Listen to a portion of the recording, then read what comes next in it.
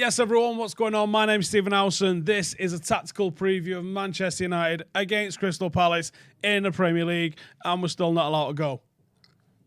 Didn't think that'd still be a thing 6 months down the fucking line, but we're not allowed to go. So, it is what it is. Let's have a look at what is being said in and around what's going on. Obviously, Donny van der Beek is hopefully going to be making his Premier League debut for Manchester United. And Van der Sar has been doing a little bit of talking about him. And he says he can play in different positions in midfield. He can be a 6, an 8, or a 10. He's got a great eye for a goal. Technique is brilliant. He can go box to box, multifunctional, and can play a little bit deeper, which I think is his preferred role. And Van der Beek said ahead of his Old Trafford debut, he said, "Old Trafford is an amazing stadium. I cannot wait to play many games with my teammates. There are lots of young players in the group around my age. I think it's a really big opportunity for me to help the team."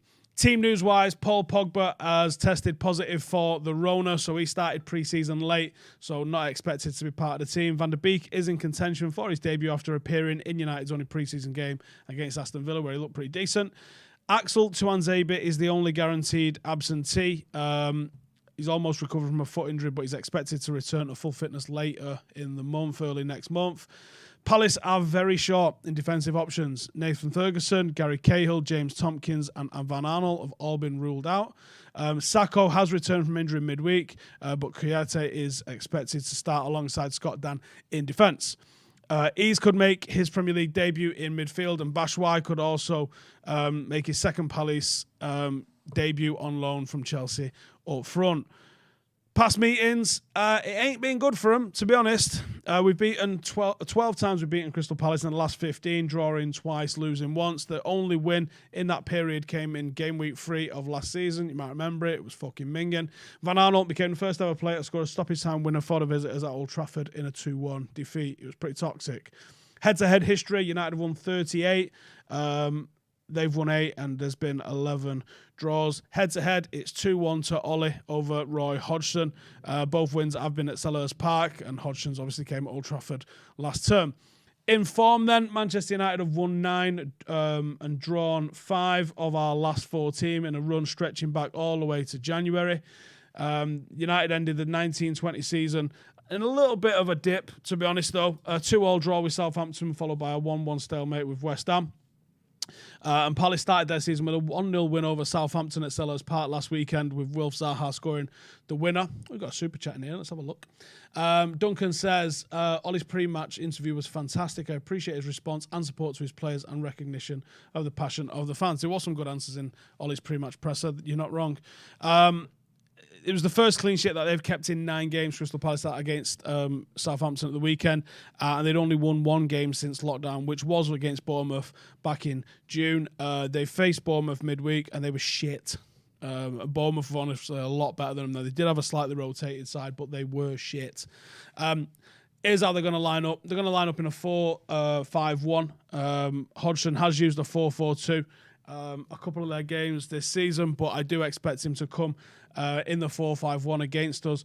Probably going to see Zaha or Batshuayi probably just off, or potentially if he does go with a 4-4-2, partnered with Ayew up front, and probably Schlupp on the left, Zaha or Townsend down the right. Milivojevic is likely to return to the starting lineup, partnered with McCarthy, MacArthur or Meyer in central midfield. And with Arnold ruled out, I think it's going to be Tyreek Mitchell, who's going to start at left back with Joel Ward on the other side of Dan and Kouyaté in defence. Strengths for Crystal Palace, I think you've got to look at the vast majority of attacks for them come from the left-hand side of the pitch. Zaha regularly featured on the left for them. He took more shots than any other Palace player. However, their ability to attack down the left might be hampered without having Van Arnold in there. Individually, they press. Ayew applies a lot of pressure, more so than any other player in the Premier League last season. MacArthur similarly also has successful pressures in the league last season, but their weaknesses is majorly pressing as a team. They don't do it in units. They don't do it in groups. One person goes and another's there finger in his ass. So it's not a functioning team, and that was partially one of the reasons why I had them tipped to go down and finish bottom of the league. They've got one of the worst pressure success rates in the Premier League, and they are fully bottom 5 for that. It's not a good metric to be the bottom of. They also don't create chances. They were the second lowest in the Premier League in terms of expected chances created last season, and also scored the second fewest goals. If United slip up in this game, it will be through our own mistakes. They're just fucking garbage, for want of a better word. Let's have a look at the team that I expect them to be lining up for United. I think there's a lot to be said about who's going to go in goal, whether that's Henderson or De Gea. I think you cause too much of a shitstorm if you go with anyone other than De Gea, so I expect it to be De Gea that we start with in goal. Fullbacks will go with Luke Shaw and we'll go with Wan-Bissaka.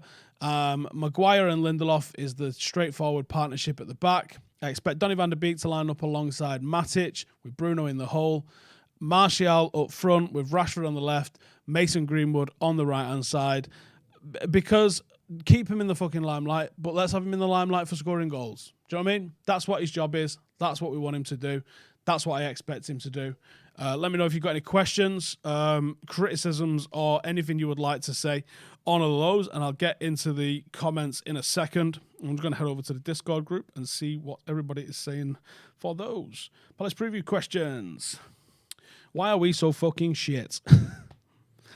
Says some cunt in Finland. Erland Magnus said, could it be worth trying a 4-4-2 diamond considering we're lacking wingers and may not sign anyone? Yes, however, our fullbacks aren't good enough or attacking enough to be able to fully utilise that, so that would be the problem on that one. Any update on the loot crates? Yes, they'll be with you soonish. I think the jerseys are landing with us today or Sunday. Do I think Bruno could play as a 9 and help us overload teams? No, I don't think he could play in the 9. Should Ollie come out and openly criticise the board and owners for what's happening to the club? I understand he might not want to, but should he? I mean, maybe, but he's not gonna, is he? Fergie didn't. Fergie completely protected. Do you think Fergie was the kind of guy that wanted to have a negative net spend in 8 years? No. Could we crowdsource a bid to buy United? No. It's $4 billion, and that's even if they accept it.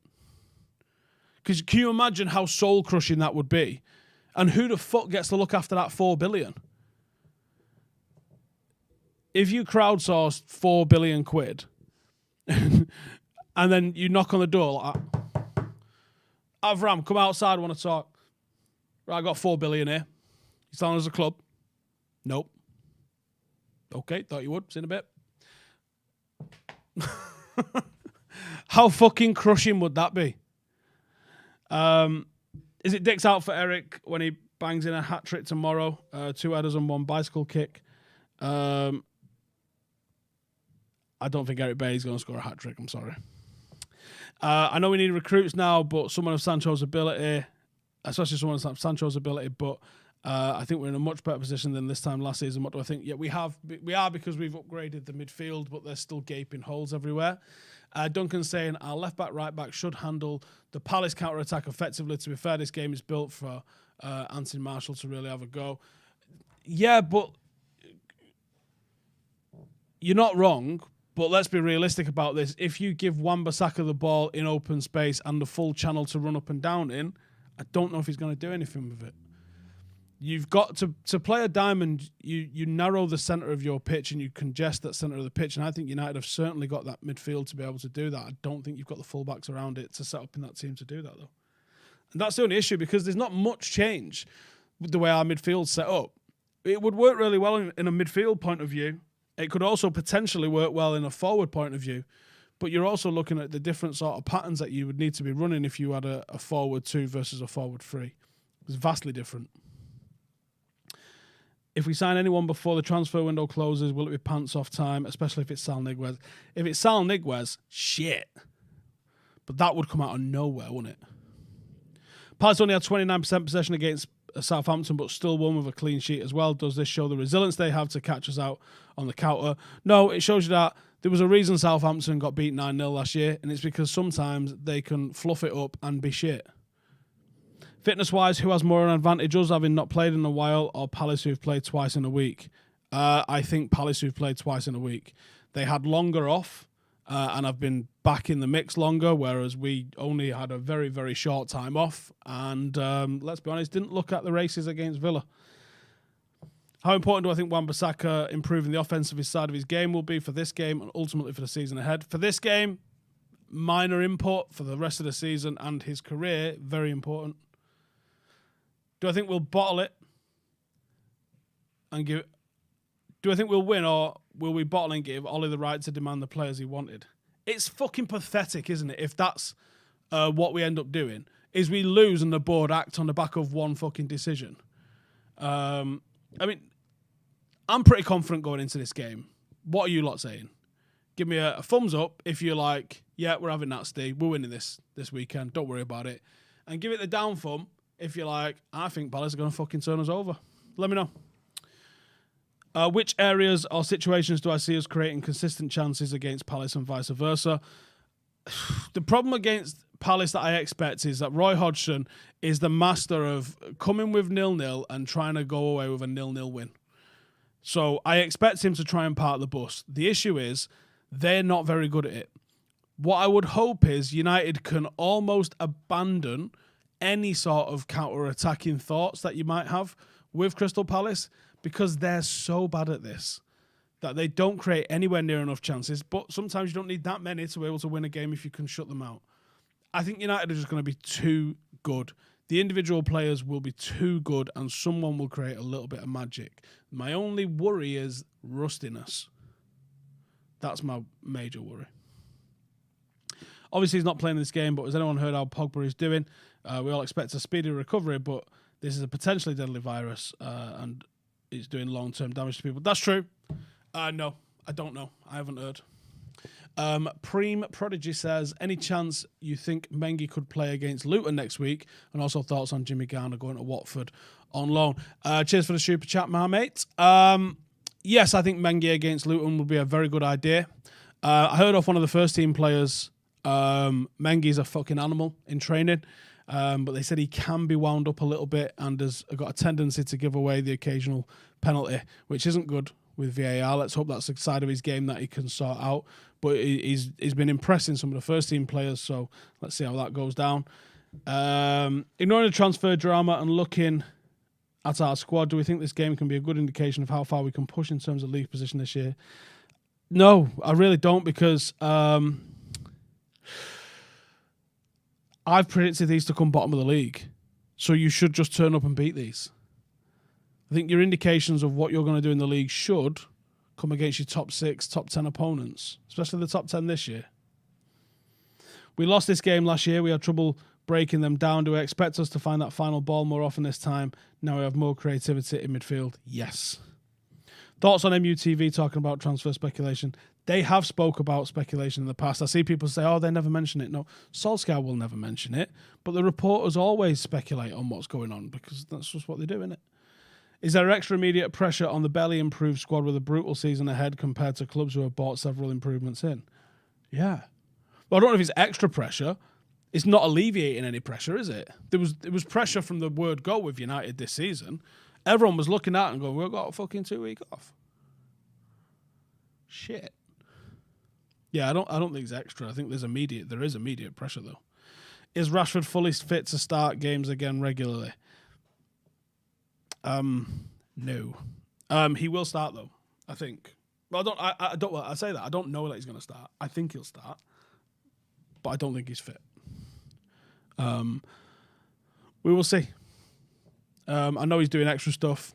We'll see at what point that starts to really play out again. But yeah, I think he's had a couple of knocks that haven't really gone to plan for him a little bit. What do I make of Romano's comment saying United will sign a winger and a left back step by step? I haven't actually seen him say this. I've seen a lot of people saying he said this, but I haven't seen him say this. Are the links with Sarr true? I have no idea. I guess we will find out sooner or later. We've released Zaha long back. Do I think it's a bad decision? Nope. Will Van der Beek start? Yeah, I reckon he probably will, to be honest. I've got him starting in mind. How's everyone's fantasy league team doing? Anyone have a good week last week? I didn't, because I had a load of United and City players in there. Let's hope for a better week on the fantasy league this week. We did a draft, which you can check out on if you're a member of Stretford Paddock. And yeah, that's that. Cheers for tuning in, everybody. Hope you all have a good weekend, and I hope United help add to that good weekend for you this weekend. Stay safe, stop licking stuff and getting the Rona, and I'll catch you in the next one. Laters. I'll be on the watch along tomorrow, actually, before I get off. If you want to come and join us, we've got all sorts going on Stretford Paddock for it. And I'll see you fuckers next week. Laters.